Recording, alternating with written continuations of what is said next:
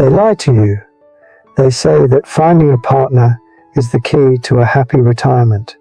They told me that sitting alone in this kitchen was a sign of failure. I followed that advice, and it led me to absolute misery. Look at this empty chair. To you, it looks lonely. To me, it looks like survival. I am 77 years old. I don't have enough time left to be polite. I traded my peace for a girlfriend because I was afraid of the silence. And I learned the hard way. The silence isn't your enemy. The noise of trying to please someone else, that is the enemy. When my wife Helen died, the silence in this house didn't just feel empty. It felt like an accusation. I was 61.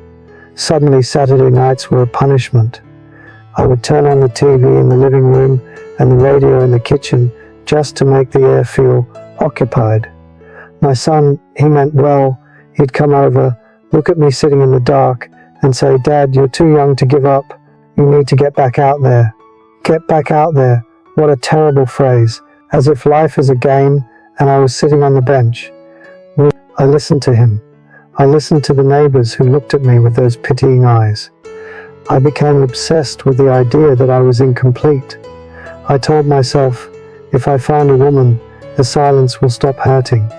So, at 67, I did what they told me. I got a girlfriend, Karen.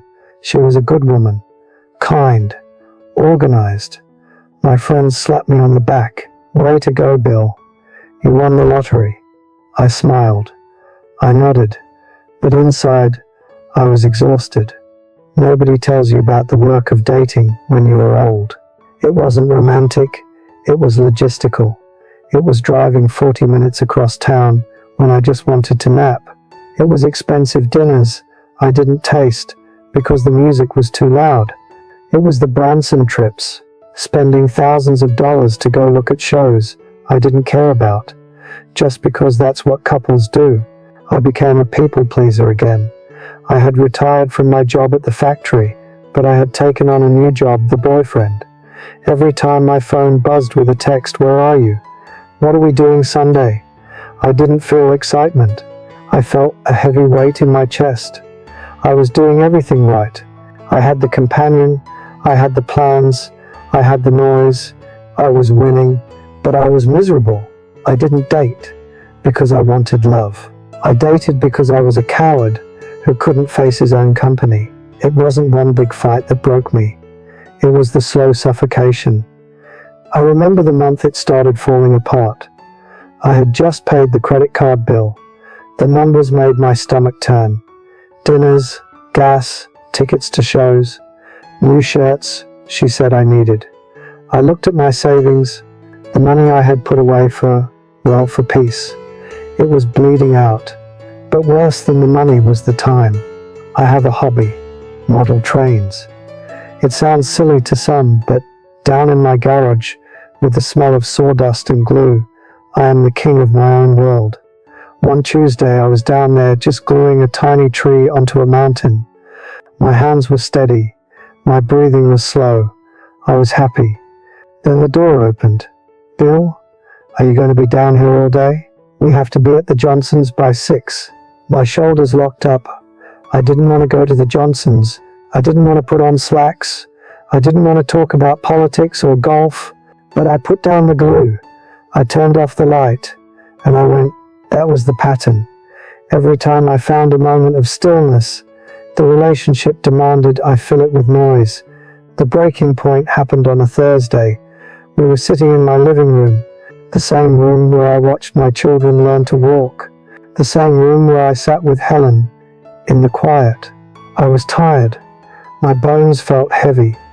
I had a cold beer in my hand, and I was just looking forward to the commercial break so I could close my eyes. Karen turned to me. She was smiling. She looked sweet. She said, "Bill, this back and forth driving is silly. Think of the gas we'd save. Think of the time. Maybe I should just move in here." The room stopped. I had the beer halfway to my mouth. I froze. In the movies, this is the happy moment. The music swells. The old man cries tears of joy because he isn't alone anymore. I didn't feel joy. I felt panic. Pure, cold panic. It started in my stomach and went up to my throat. I looked around the room. I saw my magazines on the table, exactly where I left them. I saw my boots by the door, muddy, just how I like them. I imagined her boxes in the hallway. I imagined the TV channel changing. I imagined having to explain why I wanted to sit in silence for an hour before breakfast. I imagined losing the only thing I had left, my sanctuary. I looked at her. She was waiting for an answer. She wanted to be a we. But in that moment, sitting right next to her, I realized the terrifying truth. I was lonely. I was lonelier with her sitting there, waiting for me to speak, than I had ever been by myself. Because when you are by yourself, you are just solitary. But when you are with someone you don't truly need, you are acting, you are hiding. I was trapped in a cage I built with my own fear. I put the beer down on the coaster. My hand was shaking. I knew if I said yes, my life was over. Not my life, but my life. The conversation was hard.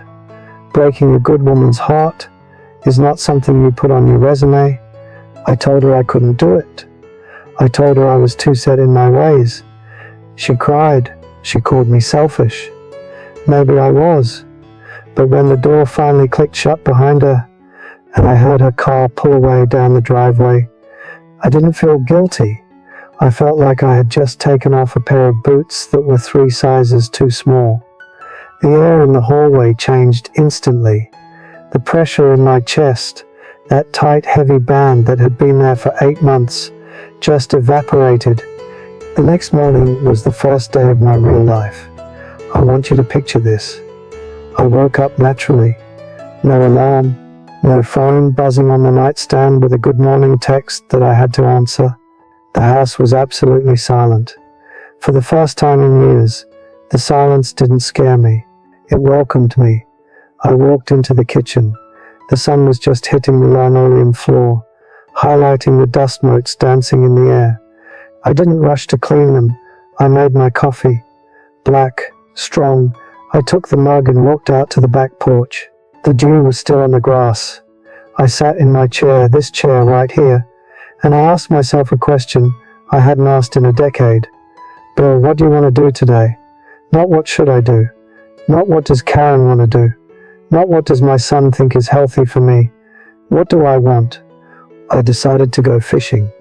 Not the way you go on a date, where you have to pack a picnic and make sure the other person isn't bored. I threw my rod in the truck. I wore my old stained cargo pants. I didn't shave. I drove to the lake, turned off the radio, and just sat by the water for 5 hours. I didn't catch a single fish, and it was the best day I've had in 20 years. I watched a heron hunt for minnows. I watched the clouds change shape. My mind, which had been so cluttered with schedules and relationship maintenance, finally cleared. I realized that I wasn't bored. I was at peace. When I came home, I did something that would have horrified my old self, the people pleaser. I was hungry. I didn't set the table. I didn't turn on the oven. I made a ham sandwich with plenty of mustard, and I stood right there over the kitchen sink, and I ate it. Crumbs fell in the sink. I didn't care. I didn't have to ask anyone, "How was your day?" I didn't have to listen to a story about a co-worker I don't know. I just enjoyed the taste of the ham and the quiet hum of the refrigerator. It sounds small, doesn't it? To a young person, eating a sandwich over the sink sounds depressing. But to me, it felt like I was a king in his own castle. I went down to the garage. I turned on the overhead light. My model train set was waiting. The little tree I had been gluing was right where I left it. I sat down on my stool. I worked on that layout for 4 hours straight. I entered that flow state, where the world disappears, and it's just you and your hands. No one opened the door. No one sighed loudly from the top of the stairs to let me know I was being antisocial. I was completely, utterly absorbed. And when I finally came up for air, it was dark outside. I poured a glass of whiskey, just one. I sat in the living room, the same room where I had almost panicked. I looked at the empty sofa where Karen used to sit. I didn't feel a lack. I felt a presence, the presence of me. I realized that for 60 years, between my parents, my bosses, my late wife, my kids, and then Karen, I had never actually lived with just Bill. I had always been a husband, a father, an employee, a boyfriend. I was always a mirror reflecting someone else's needs. Now, I am just Bill. And it turns out, I really like Bill. I like that he goes to bed at 9 p.m.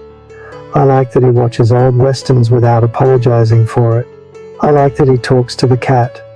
I found out that alone is a physical location. Lonely is a state of mind.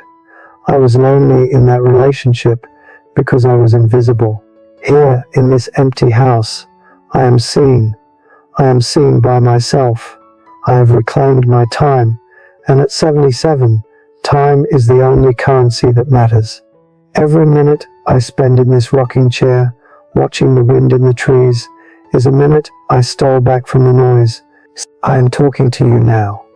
Yes, you, the one who is swiping on apps because you are terrified of Sunday nights. The one staying in a draining relationship because you think it's better than an empty room. Listen to me. You do not need a partner to be valid. Your energy is a bank account. And trust me, at this stage of life, the bank stops taking deposits. You only have withdrawals left. Do not spend your precious remaining coins on drama. Do not spend them on managing someone else's emotions, just so you can say you have a date for the wedding. Society screams that you are incomplete without a better half. That is a lie. You are already whole. The silence in your house is not a defect. It is a canvas. If you are alone right now, do not fill that silence with noise. Fill it with yourself. Eat the sandwich over the sink. Sleep in the middle of the bed. Peace is not a luxury. It is oxygen. Don't wait until you're 77 to stop performing. Look at the empty chair across from you. It's not empty. It's reserved for your peace. Defend it. I know why you were afraid. I see you. You keep the television on in the background just to hear a voice. You check your phone the moment the conversation lulls. You stay in relationships that drain you because the alternative, sitting alone in a quiet room, feels like dying. You think the silence is your enemy. You think it means you are forgotten. But listen to this, old man. I have walked through the noise, and I have walked through the quiet. And I tell you this, death is a quiet visitor. When you get to where I am, the noise of the world, the opinions of your neighbors, the shoulds of your family, the desperate need to be part of a couple, it all falls away like dead leaves. Death strips away the audience. In the end, there is no one left to perform for. There is only you. We spend our whole lives running from ourselves, trying to bury our thoughts under other people's problems. We treat solitude like a disease, but solitude is the only place where you can actually meet your soul.